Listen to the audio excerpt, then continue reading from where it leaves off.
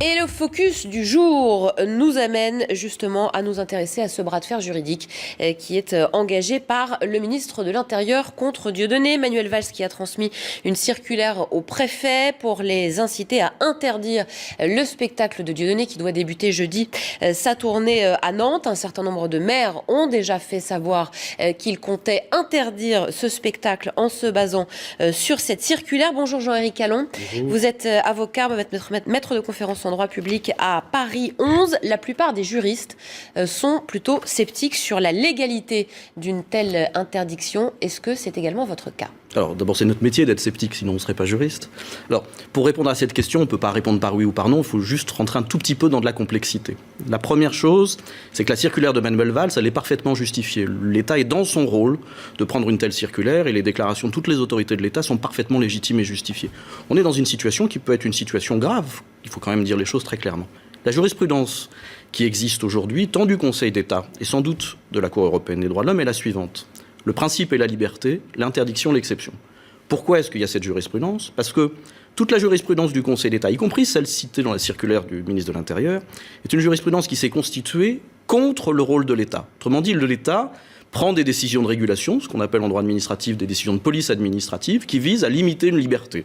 La liberté de circulation, de diffusion, d'information, etc. Et par définition, une décision d'interdiction, elle est attentatoire à la liberté. Et le Conseil d'État, notamment dans les années 30, s'est placé dans l'hypothèse de la défense des libertés publiques. Autrement dit, à chaque fois que l'État allait trop loin, le Conseil d'État a fixé un certain nombre de limites. Et on pourrait revenir, c'est ce qu'on appelle des principes généraux du droit, dégagés par le juge administratif, dans une situation qui était une situation compliquée dans les années 30, beaucoup plus compliquée que notre état de droit qui est aujourd'hui bien établi. Le résultat, c'est que tous les arrêts du Conseil d'État sont des arrêts qui promeuvent la liberté et qui visent à limiter les décisions de police administrative.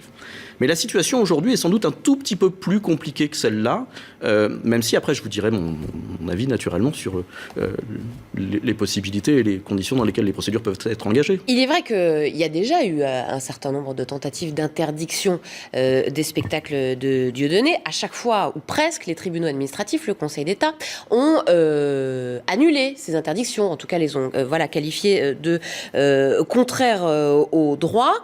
En quoi, cette fois-ci, ça pourrait changer ? Manuel Valls, dans la circulaire qu'il vient d'adresser au préfet, tente de s'appuyer sur une nouvelle base juridique.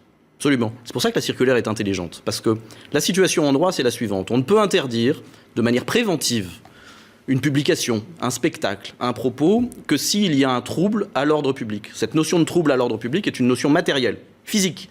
Il faut que le trouble soit un vrai trouble physique, dans la rue, extérieure. Un risque de bagarre. Exactement. Il faut qu'il y ait une manifestation devant un cinéma. Il y a des arrêts du Conseil d'État qui ont été rendus sur des films il y a quelques années, avec des risques de troubles, voire d'incendie d'un cinéma, etc. Et dans ce cas-là, la police administrative, de manière préventive, pour éviter le trouble, le Conseil d'État vient même préciser simplement qu'il ne faut pas que l'État, avec ses forces de police, puisse empêcher le trouble. On sait limiter une manifestation, l'interdire à un endroit et pas à un autre endroit, faire en sorte que le 1er mai, les gens d'extrême droite ne défilent pas à côté des gens des syndicats ou des forces de gauche. Voilà, donc ça on sait faire. Et le Conseil d'État vise simplement à dire, voilà, s'il y a une menace réelle de trouble à l'ordre public, alors de manière préventive. Là, la difficulté, c'est que il n'y a pas de menace de trouble à l'ordre public direct.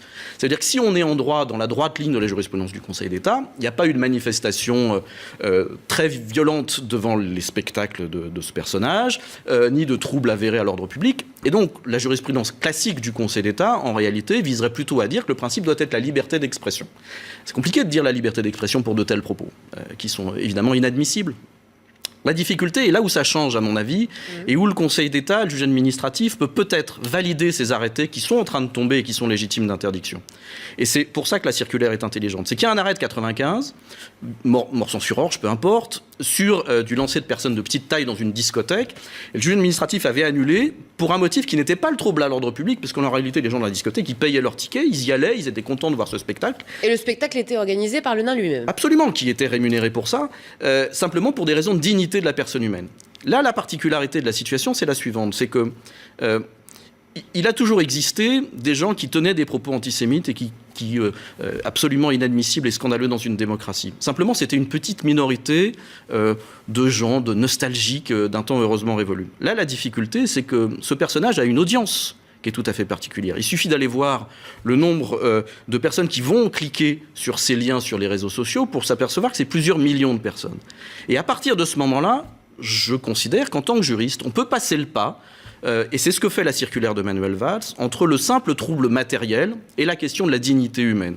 On est dans une situation où il y a une vraie menace par la multiplication de ces liens dans les réseaux sociaux pour la cohésion sociale, pour des libertés publiques et sur des questions qui sont absolument essentielles, qui sont le fait qu'on ne doit pas, et que c'est pénalement sanctionné, mettre en cause l'existence des crimes contre l'humanité, qu'on doit avoir des propos antisémites et racistes, et je crois que l'État est dans son rôle et qu'il peut parfaitement, compte tenu de cette situation, être suivi par le juge administratif. Donc on pourrait assister dans les mois qui viennent à ce qu'on appelle un revirement de jurisprudence, c'est-à-dire le Conseil d'État qui dirait on peut interdire, limiter en tout cas la liberté d'expression pour des raisons d'atteinte à la dignité de la personne humaine. C'est en tout cas ce que vous nous expliquez aujourd'hui. À suivre donc dans les mois qui viennent. On suivra évidemment les décisions des tribunaux administratifs puisque Dieudonné a clairement annoncé son intention de déposer des recours contre ces arrêtés. Merci à vous pour ces explications. Vous restez avec nous sur iTélé. On marque une courte pause et on se retrouve dans un instant pour revenir sur cette actualité puisque, je vous le disais tout à l'heure, François Hollande a tenu des propos également très fermes. Tout à l'heure, on entendra dans quelques instants le chef de l'État. Tout de suite.